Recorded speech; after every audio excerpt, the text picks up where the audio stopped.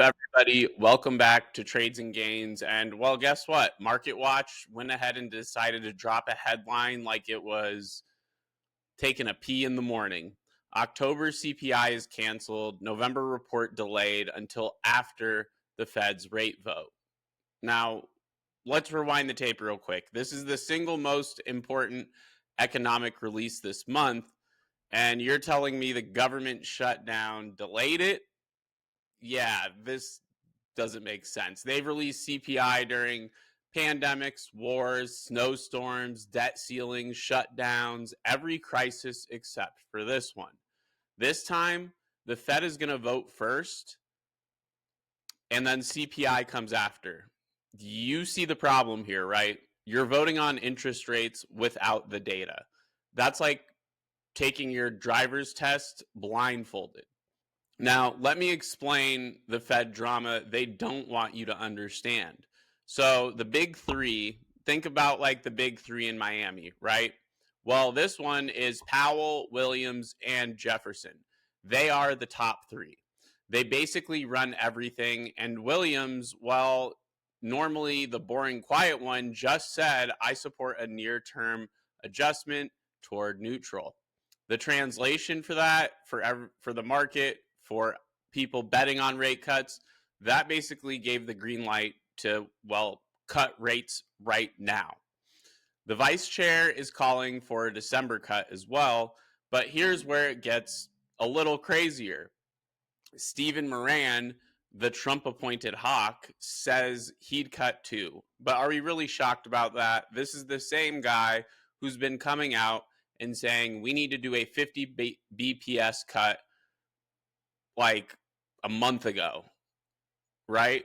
And even leading into this, when we had a bunch of dissents on the other side of not cutting rates, Moran was still saying, I want a 50 BPS cut. But guess what? Looks like the script flipped, or Trump got in his ear because he said 25 BP is fine. If the hawk wants cuts, well, the economy is in trouble. The Boston Fed President Collins voting says, well, no cut. She says demand is too strong, tariffs will push inflation back up, and the job market is, well, just fine at this point. And then we have Dallas Fed Logan, who's saying, well, unless inflation drops more, don't cut. Philadelphia's Anna Paulson, she's cautious. Jefferson, on the other hand, says unemployment risk is rising and we should definitely move slowly. This is just chaos at this point. None of these people are on the same page, let alone playing the same sport at this point. It's like having a bunch of field hockey players trying to hit baseballs. It's like the Fed is a group project and everyone came in with a different assignment or a different idea of what the actual assignment was. So when the Fed starts disagreeing publicly, I can promise you this much, something big is coming into the market. And no, I'm not talking about yesterday's crash either. So September, let's go ahead and talk about the job market and what they aren't telling you now. So the September jobs report, it looked great on paper. 119,000 jobs added. Yay, right? Let's pop champagne. Well, here's what they didn't tell you. August was revised from up 22,000 jobs to down 4,000 jobs. Permanent layoffs are continuing to rise. Unemployment's up. Revisions are all negative right now. And labor force participation rose, meaning unemployment went up because, well, more people are looking for work. Moran literally said, if you weren't sure about cutting rates, that jobs report should push you toward cutting. Translation, well, the labor market is weakening, but they can't admit it because it destroys the soft landing fantasy. So here's something that also came up today. Hedge funds are dumping tech. Are we really shocked about that, though, with how the market's been running? I think not. Hedge funds, the people who don't care about politics, narratives, or CNBC for that matter, just sold billions in tech. Not small names, the Mag 7. Microsoft, that got trimmed. Apple trimmed 65% by the Gates Foundation. Meta also got a haircut. NVDA also got a haircut. Everyone took profits before the drop. It's like they saw something coming. And yes, the NASDAQ fell 8%, but here's the kicker. Berkshire Hathaway, Warren Buffett bought freaking Alphabet. Not Tesla, not NVDA, not AMD, Google.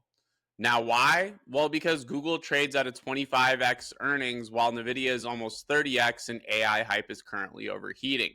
This tells you institutions are rotating into safer and more consistent AI plays. And then our final story of the day is Eli Lilly just hit $1 trillion, but this isn't what you think it is, FYI. So during this tech sell-off, what happened? Well, Eli Lilly just became the first healthcare company to ever hit $1 trillion. Why? Because, well, GLP-1 weight loss drugs, right? Zepbound, Manwaro, the drugs that are literally changing society. 13% of American adults use them. 18% want to use them. This isn't a fad. This is a macroeconomic shift.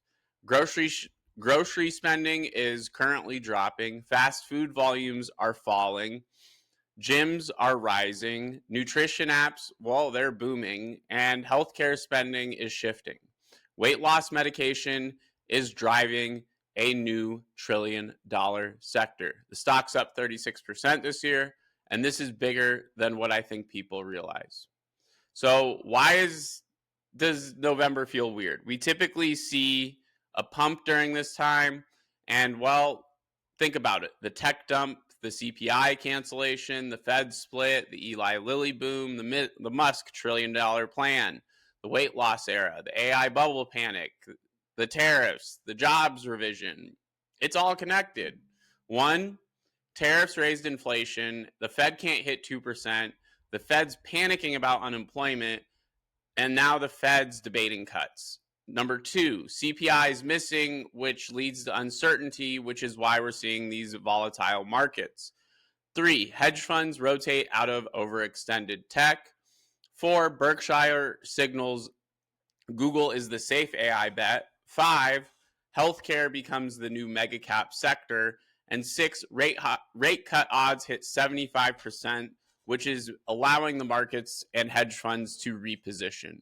We're shifting from the AI mania era to the rate cut recession risk era.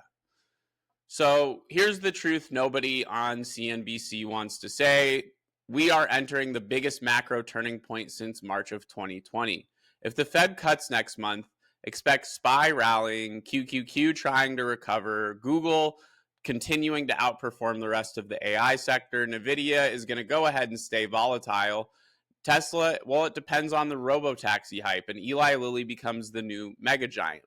If the Fed doesn't cut, market volatility is going to explode.